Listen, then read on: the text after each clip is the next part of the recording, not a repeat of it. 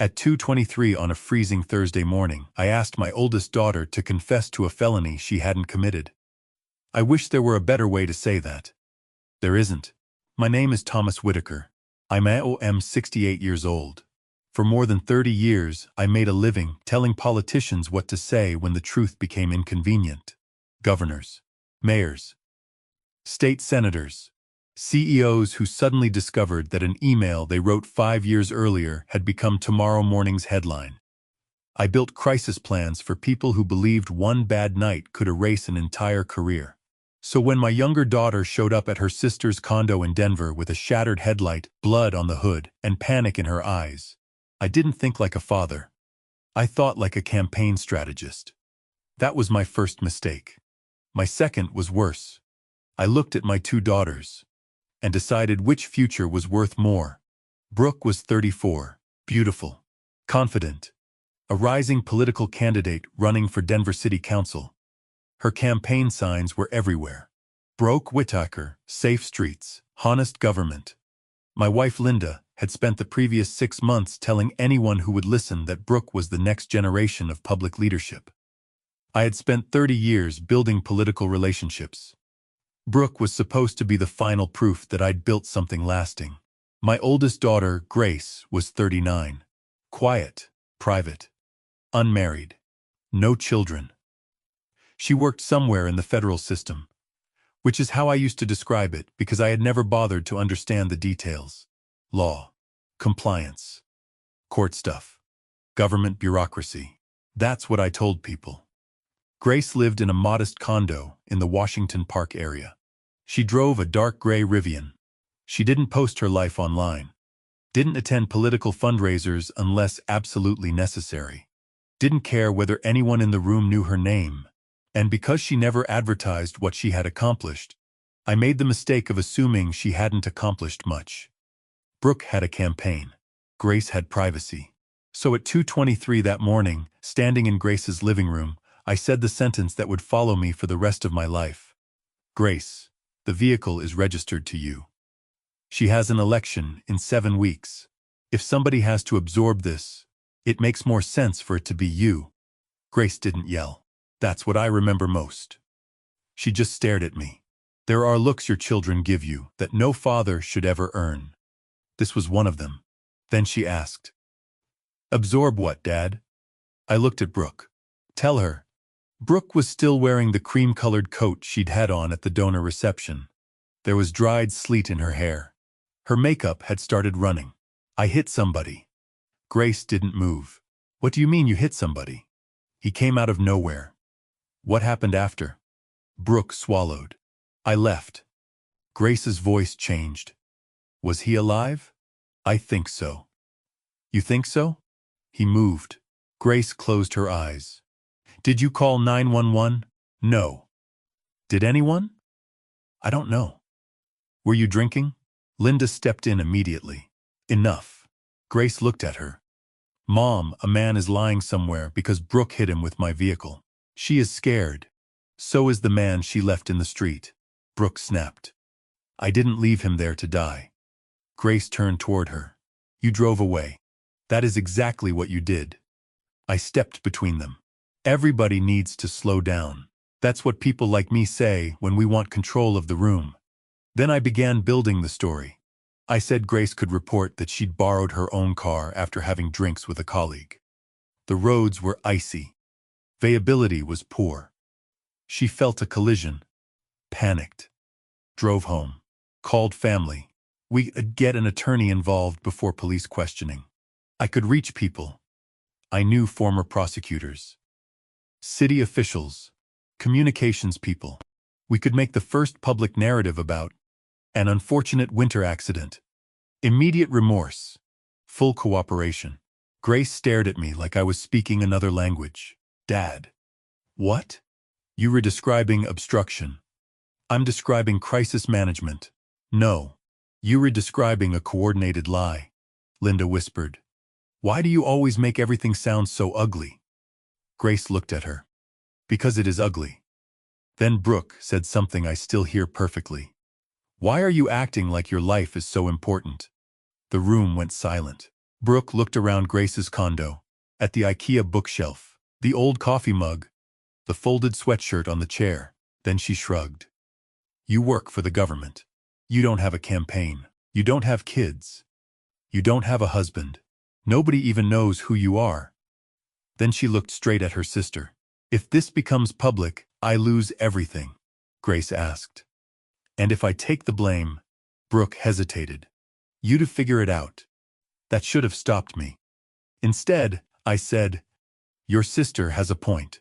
Grace looked at me, and something in her face closed. I didn't know it yet. But that was the exact moment I stopped being the father she trusted. What happened before she came to the condo? Brooke had been at a donor reception in Cherry Creek. A private room, wine, campaign contributors, developers, 2 local business owners. Her campaign manager, Miles Donovan, was there too. Brooke didn't want to leave in the campaign SUV because it had her name wrapped across both sides. There had been a photographer outside. So earlier that evening, she called Grace. Can I borrow the Rivian? Grace asked why. Brooke said, I just want one night where I'm not a billboard. Grace agreed. She always agreed. That was part of the problem. At 1:41 a.m., while driving west toward downtown, Brooke hit Daniel Morales, 62 years old. He was crossing at a marked crosswalk. We didn't know his name yet. We didn't know he was a night maintenance supervisor at a high school.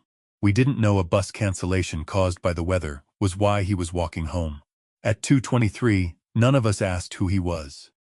We were discussing Brooke's polling numbers. That is a fact I have to live with. The version of our family I had built. To understand why I did what I did that night, you have to understand the family system I'd spent decades creating. Grace was always the child who could handle things. Brooke was the child who needed protecting. When Grace was 12, she forgot a permission slip. She walked it back to school herself. When Brooke forgot one, Linda drove 40 minutes to deliver it. Grace got a B+ in chemistry. I asked what happened to the A. Brooke got a B-. We went out for ice cream because she'd worked so hard. Grace went to law school. Brooke became student body president.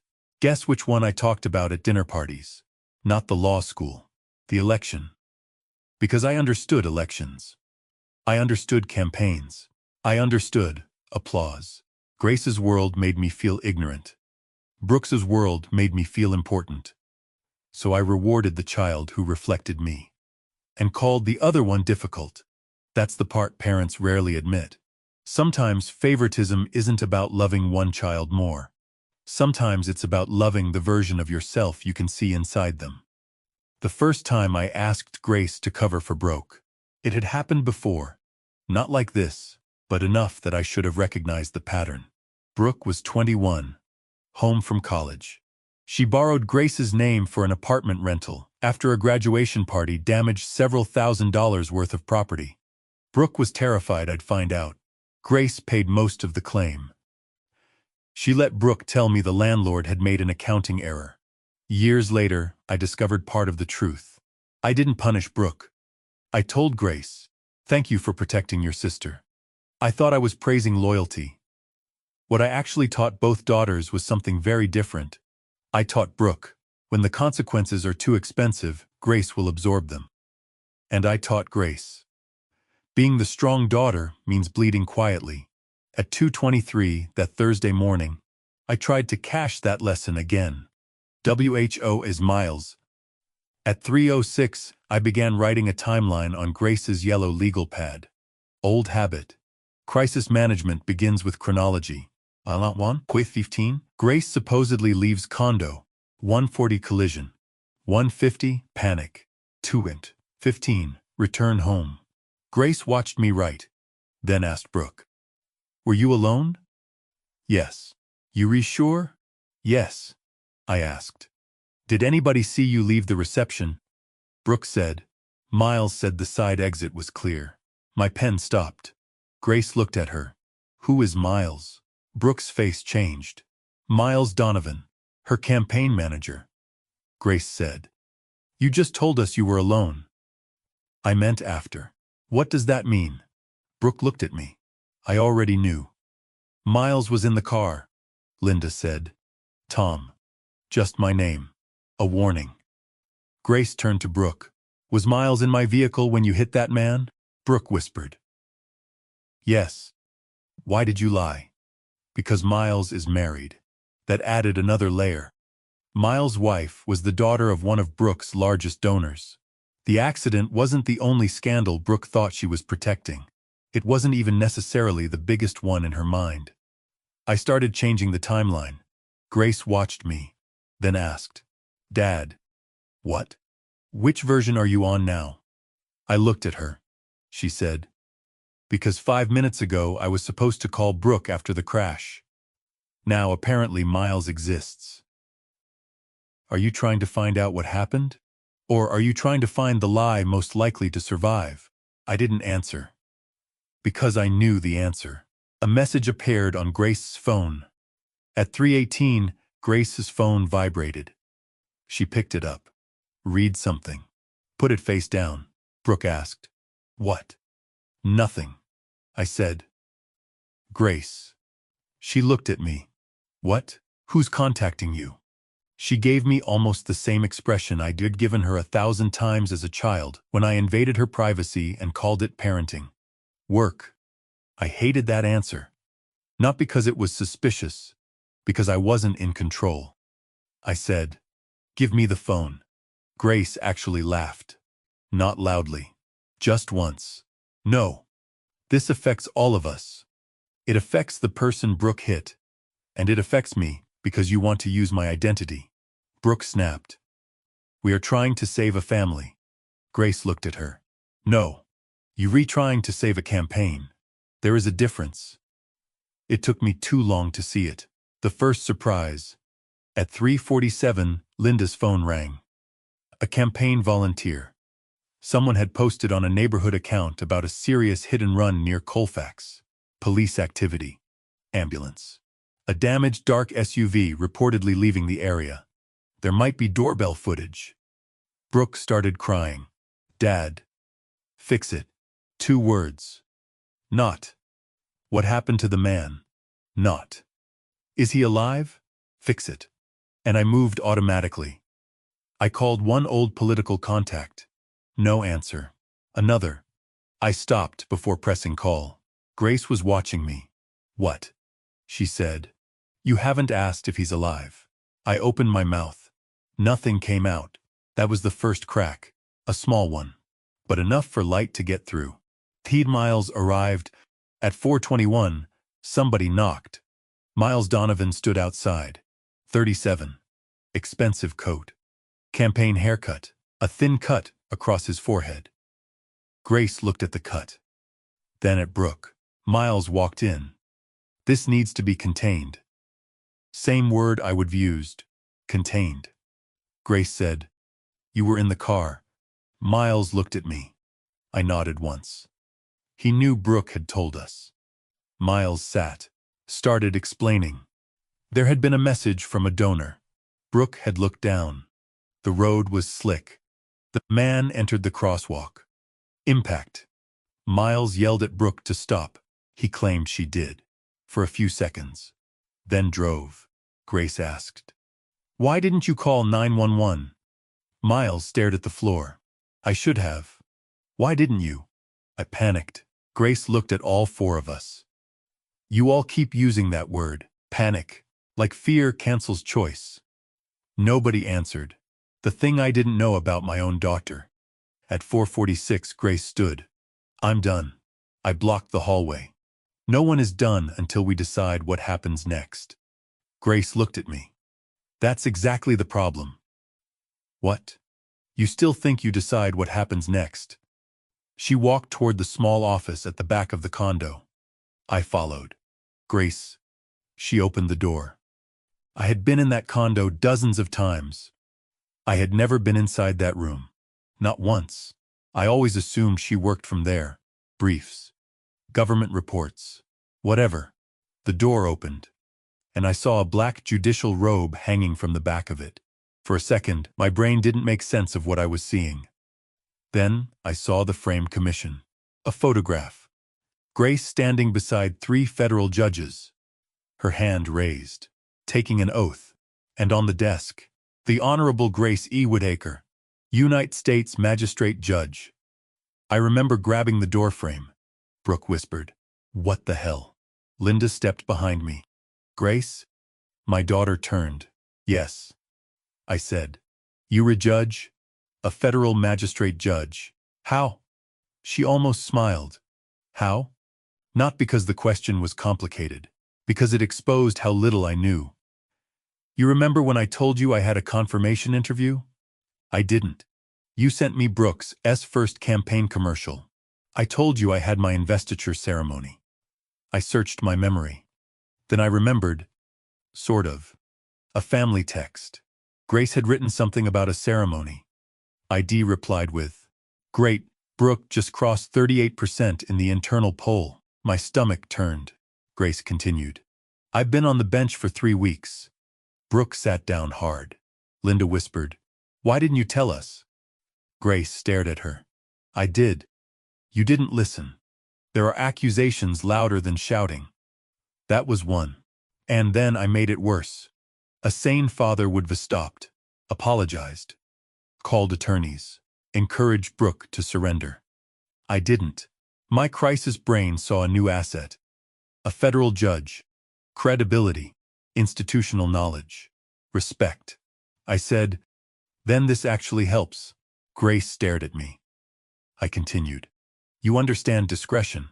You know prosecutors. You know how these systems work. If you explain it properly." Grace looked physically sick. "Dad." "What?" "You just found out your daughter became a federal judge, and your first thought is how to use it to protect Brooke." That sentence hit harder than anything that came afterward, because it was true. I hadn't asked, "When did this happen? Are you happy? Why didn't I know? Did I miss your ceremony?" I had immediately converted her achievement into a resource for my favorite child. Grace said, "You keep proving my point faster than I can make it. The car wasn't the only thing recording." Then Grace said, "There is something all of you need to understand." She turned her laptop around. A vehicle security portal was open. Her Rivian already had standard cameras and telemetry. But after threats connected to a case she'd worked on before joining the court, a security team had added a separate encrypted incident camera. Exterior only. No secret cabin surveillance. No magical microphone. The system preserved speed, braking, location, gun impact time, and exterior video automatically after a collision. Miles went pale. Brooke stood. "How much did it see?" Grace said. "I don't know." "You don't know?" "I haven't accessed it." "Why?" "Because once I saw the collision alert, I instructed security to preserve the files and not let me touch them." Brooke shouted, "Why would you do that?" Grace stared at her. "Because they re-evidence." I looked at the screen. Preservation confirmed. Timestamped. 2:31 a.m. 9 minutes after I had asked Grace to lie. She had already protected the truth while I was still trying to rewrite it. But the real audio came from somewhere else. Brooke suddenly laughed. A desperate sound. "Fine. So the cameras show a crash. They can prove I was driving." Miles closed his eyes. That was when he told us about the campaign microphone. Brooke had been recording short social media clips at the donor event.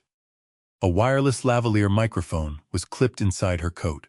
The campaign media app automatically uploaded raw audio to its cloud project folder. Brooke had never stopped the recording session. The app kept capturing audio after she entered Grace's vehicle. Brooke stared at Miles. "You said you deleted it." Miles said, "I deleted it from the phone." Grace closed her eyes. "Cloud sync." Miles nodded. "I think so." That changed everything.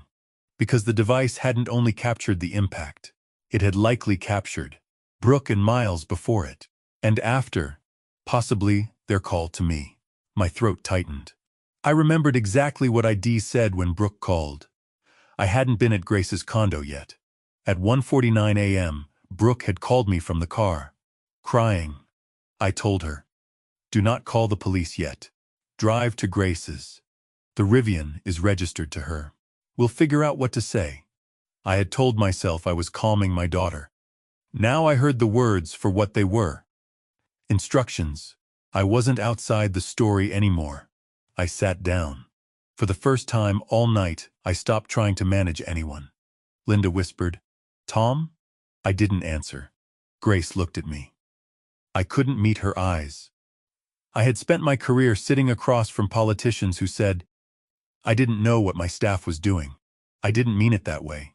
I was only trying to help. I used to tell them, intent isn't the headline. Conduct is. Now I wanted every excuse I'd spent 30 years stripping away from other people. Grace said, "Dad." I looked up. "You need your own lawyer." That was when I understood. Not Brooke's lawyer. Not family counsel. Mine, because somewhere between being her father and being her fixer, I had crossed a line too. The second surprise. Brooke had done this before. At 5:12, while we waited for counsel, Grace asked me something. "Do you remember Boulder?" I knew immediately. 12 years earlier. Brooke had been 22. She dacked into a parked car after a sorority event. No injuries. But she'd been drinking. She begged me not to let it affect a fellowship application. I had called the owner, paid cash, handled repairs. No insurance claim. No police report. I told Grace, "Your sister made a mistake. We don't destroy a future over one bad night." Grace said, "You said the same thing tonight." I closed my eyes. She continued, "Do you know what Brooke learned from Boulder?" I didn't answer.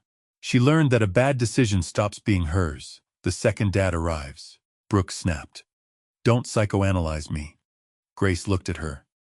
"I'm not. I'm describing the system." And for the first time, I saw it too. Brooke hadn't appeared at Grace's condo because she was confused. She came because history had taught her exactly what would happen. Dad would make the call. Mom would manage the image. Grace would absorb the inconvenience. That wasn't something Brooke invented. I built it. The victim got a name. At 6:03, my attorney arrived. Michael Rosen, 61. White hair. No patience for political theater. He listened, took notes, then said, "Thomas, from this point forward, stop solving." I almost laughed. Solving was the only thing I knew how to do. Michael repeated, "Do not delete. Do not coordinate. Do not coach. Do not call anybody in government. Do not call old prosecutors. Do not call political contacts. Preserve your phone. Preserve your texts. And if investigators ask to speak to you, we handle it properly." Then Grace's phone received another notification. The hit-and-run victim had been identified. Daniel Morales, 62, maintenance supervisor at North High School. He had worked there for 24 years. 2 broken ribs. A fractured leg. Head trauma. Still unconscious. His adult daughter was at the hospital. I looked at Brooke. She was reading something on her own phone. Poll numbers. That was the moment something inside me snapped. Not anger. Clarity. I said, "Put the phone down." Brooke looked at me. "What?" "Put it down. Dad. A man is unconscious because of you. You do not check your polling." Her face changed. For the first time, I wasn't the strategist. I was her father. Maybe I was 12 years late. I called the one person I had been trying not to call. At 6:18, I asked Michael a question. "What happens if I cooperate fully?" He said, "That depends on what you did and what the evidence shows." "Will it hurt Grace?" "If she acted properly, her ethics process may be inconvenient, but that's separate." "Will it destroy Brooke?" Michael looked at me for a long moment, then said, "Thomas, reality may hurt your daughter. That doesn't mean you are doing the hurting by refusing to falsify it." That sentence changed me. Because all night I framed truth as something we would do to Brooke, as if the crash were neutral, and accountability were the violence. I had it backward. I handed Michael my phone. "Preserve everything." Then I told Grace, "I'm going to correct what I did." She didn't thank me. She shouldn't have. Doing the right thing after spending 4 hours doing the wrong thing does not earn applause. Brooke turned on me. When Brooke realized I was no longer helping, she changed. Fast. You told me to go to Grace. Yes. You said we'd handle it. Yes. You told me not to call 911. I felt Linda stare at me. Grace too. I said. Yes. Brooke stepped closer. So you re part of this? Yes. She expected denial. I didn't give it. Her eyes narrowed. You'll lose everything. Maybe your reputation. Maybe clients, boards, everything you've built. Maybe. Dad, are you insane? No. I think I was insane at 149. She looked genuinely frightened now. Because my willingness to admit my part removed her leverage. You cannot blackmail someone with a truth they have already decided to tell. The third surprise. Miles had already contacted an attorney. Miles stood. I need to say something. Brooke turned. No. Miles ignored her. After the crash, I told her to stop. I told her to call 911. She stopped half a block later. Then she looked back. What did she say? Grace asked. Miles looked miserable. She said, If I stay, I'm finished, Brooke shouted. Shut up, Miles continued. She meant the campaign. I told her I didn't care. She called Tom. And after Tom said to go to Grace's, I knew this was getting worse. I asked, So what did you do? Miles looked at me. I texted my attorney from the parking garage. That was another shock. The campaign manager I had dismissed as a coward had understood before I did that a political career wasn't worth becoming part of a cover-up. Miles hadn't reported immediately. He wasn't innocent. But he created a time-stamped record saying, There has been an accident. Brooke refuses to call police. Her father is directing us to another location. I need counsel now. There it was. Another piece. Another independent clock. The story I had tried to build was collapsing from every direction. The police arrived after sunrise. Grace made one phone call. Not to use influence. Not to pull strings. She called the proper contact and disclosed. Her vehicle had been involved. A relative may have committed a serious offense. And she was a potential witness. After that, she stepped back. No badge waving. No judge voice. No, do you know who I am? That impressed me more than the robe. Around 7:05, detectives arrived. By then the sky over Denver had started turning pale. Snow pushed against the windows. My family sat in Grace's living room like strangers waiting for separate flights. Each of us had our own attorney or was in the process of getting one. The family meeting was over. Reality had entered. What the evidence showed. The investigation took time. Not hours. Months. That matters. The crash video showed Grace Srivian moving significantly above the posted speed on an icy stretch. It showed Daniel Morales in the crosswalk. It showed the vehicle strike him. It showed a brief stop. Then departure. Municipal traffic cameras added another angle. Telemetry confirmed braking occurred only after impact. The cloud audio from Brooke's campaign microphone became one of several pieces investigators reviewed. On it, Miles repeatedly told Brooke to slow down. Brooke complained about donor texts. There was a sharp sound. Then Miles yelled, Stop. Brooke, stop the car. She did, for a few seconds. Then her voice. If I stay, the campaign is over. Later, the recording captured enough of the call with me to establish something I desperately wished I could erase. My own voice. Calm. Professional. Controlled. Don't call anybody yet. Go to Grace. The car is in her name. We need to know what story exists before we create another one. I had said that. Not in panic. Not screaming. Not confused, like a man in a conference room. That was the ugliest part. The line that ended my career. There was one more recording. Brooke had called me again from the parking garage. Linda was beside me by then. We were getting dressed to drive over. Brooke asked, What if Grace won't do it?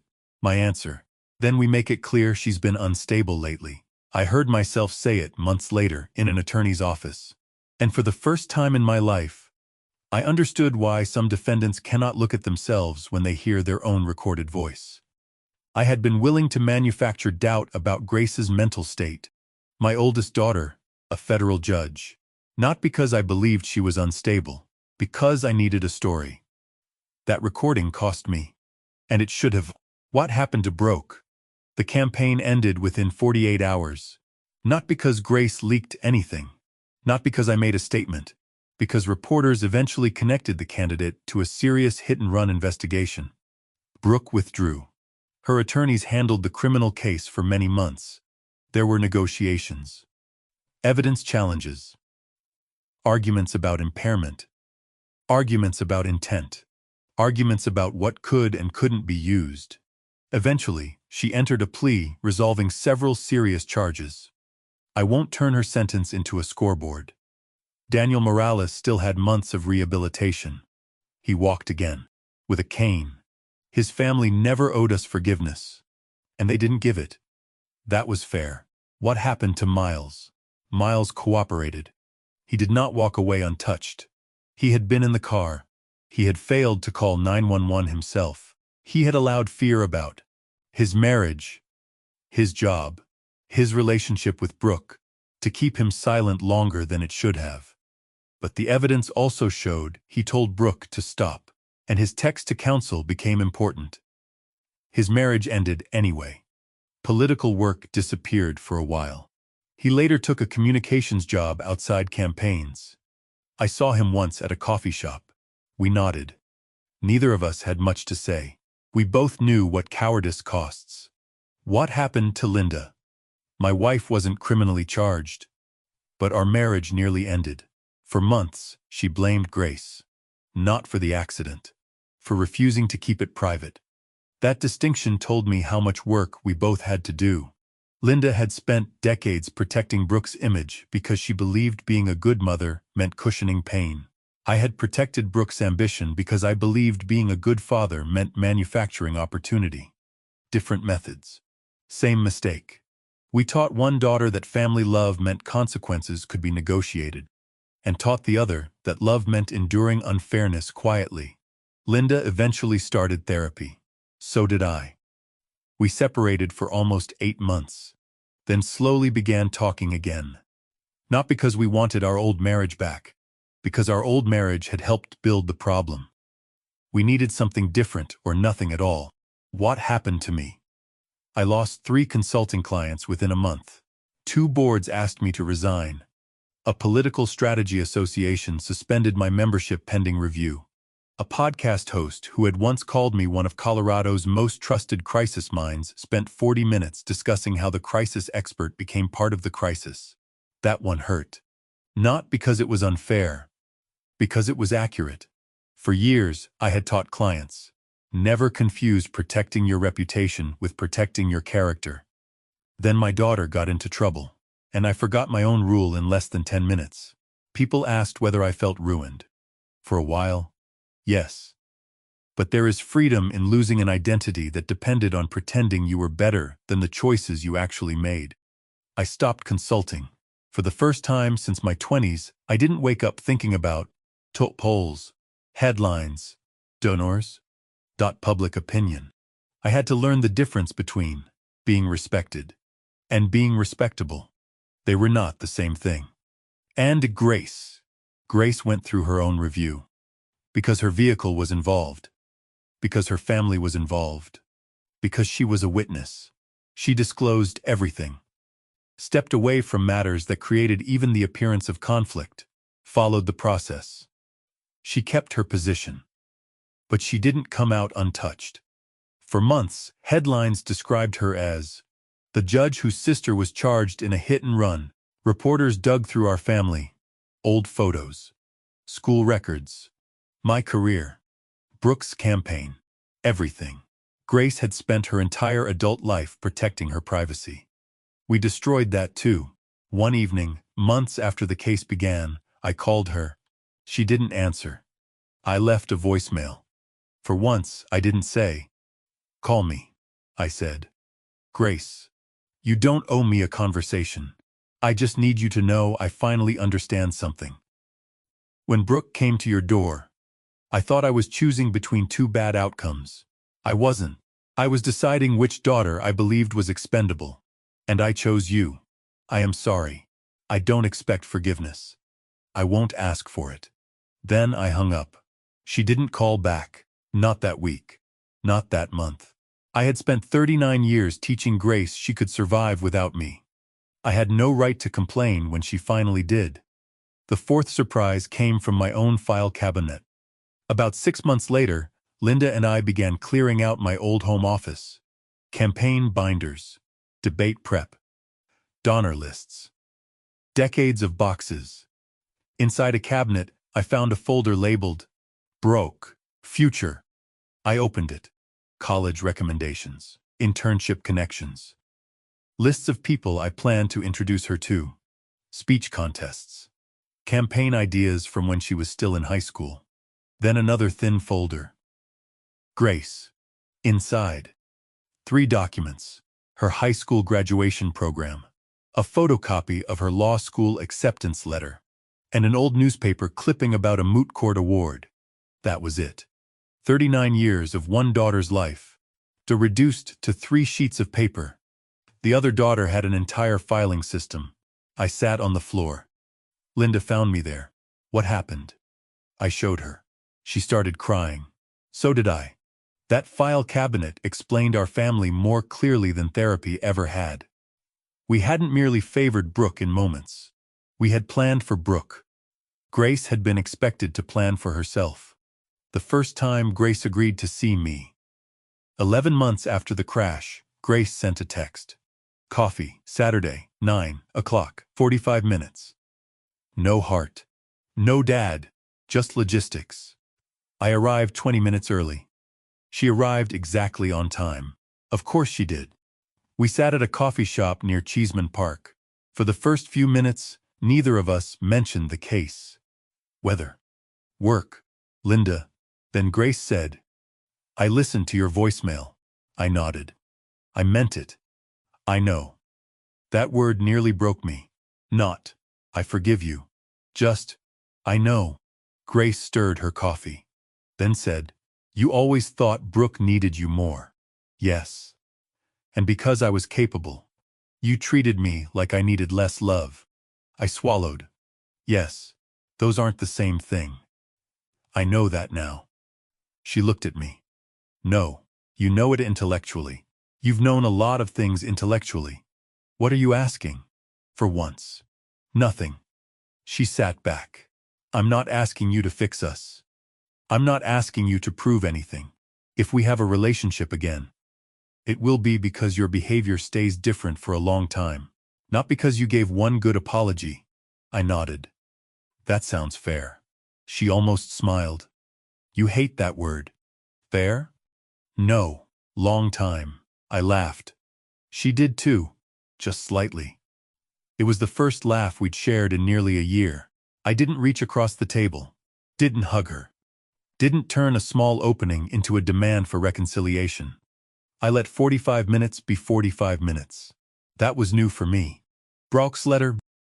A few months later, Brooke wrote me from the facility where she was serving part of her sentence. She said, I spent my whole life believing you would always find a way. That line gutted me.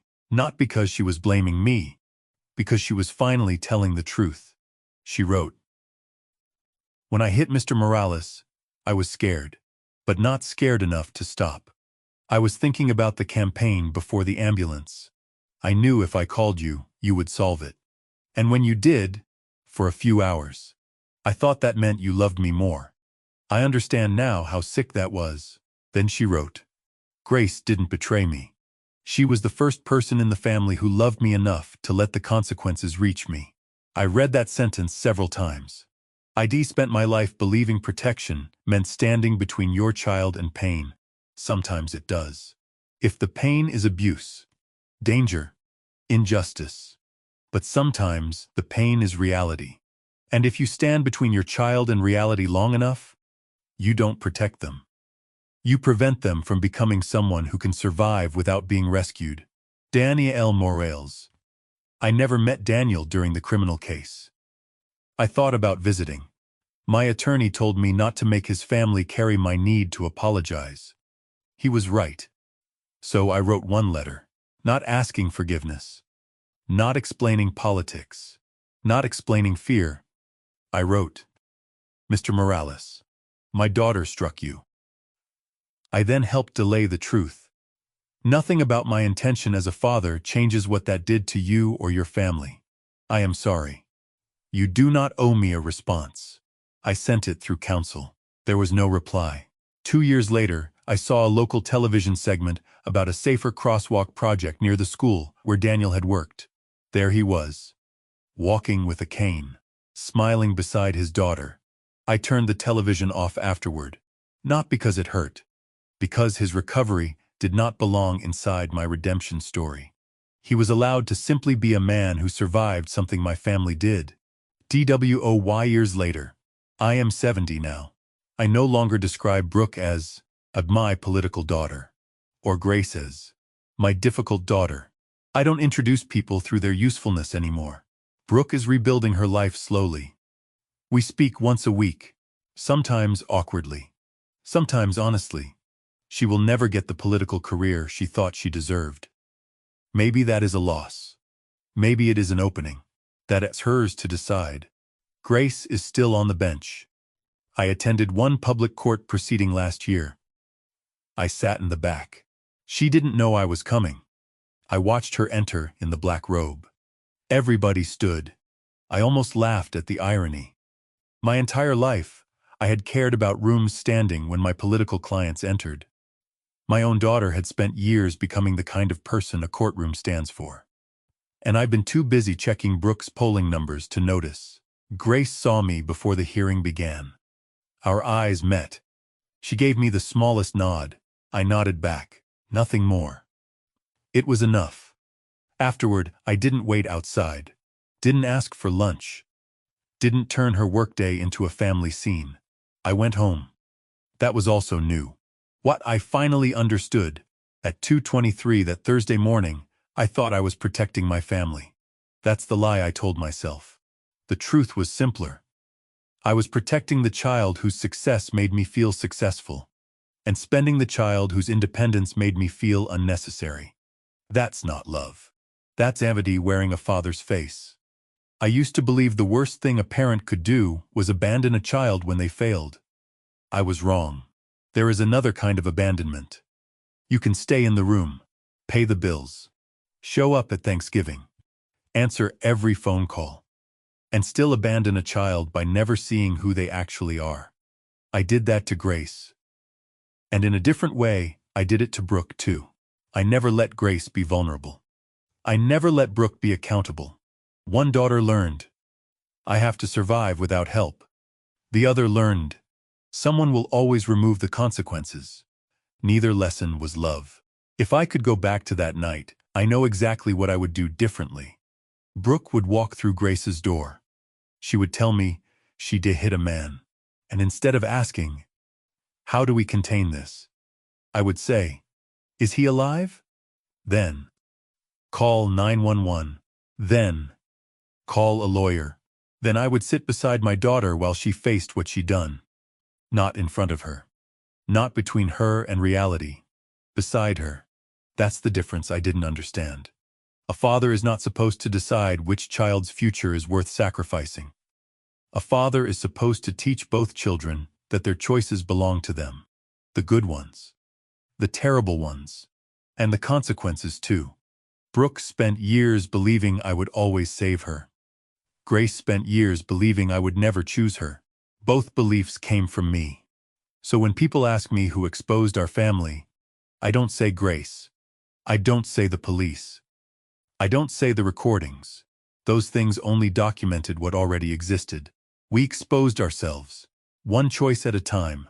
And sometimes I still wake up at 2:23 in the morning.